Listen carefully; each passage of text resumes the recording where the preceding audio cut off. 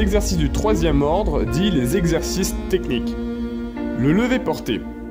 Le lever porté comporte les levers, seuls ou à plusieurs, ainsi que les portés sur le dos, sur les épaules, les portés mutuels, les portés légers ou les portés lourds, etc. Les levers portés ont un effet musculaire important, ils doivent être utilisés avec prudence car ils peuvent être dangereux, les masses peuvent être importantes, les risques de blessures sont élevés.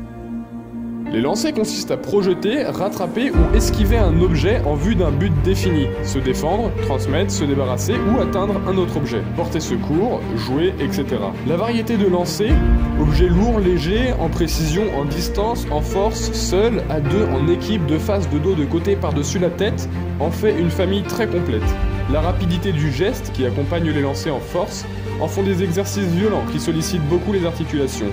Ce sont souvent des exercices où on cherche une performance plus loin, plus lourd et plus précis. La défense. Elle comprend des exercices de défense proprement dit. On y retrouve de la boxe, de la lutte, des prises, des blocages, des maîtrisages et des esquives, des combats au bâton, toutes sortes d'entraînements au combat, mais aussi des bourrades, c'est-à-dire des luttes à la corde, des poussées ou des tirées contre un adversaire, des luttes en équipe. On y retrouve beaucoup de jeux. Les exercices sont toujours effectués avec un aspect utilitaire, sans uniforme ou sol particulier.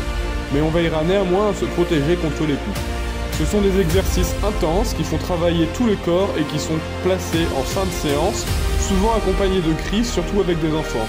La défense doit toujours se faire dans un esprit altruiste. On respecte son adversaire, elle développe le coup d'œil, le courage et le respect de l'autre.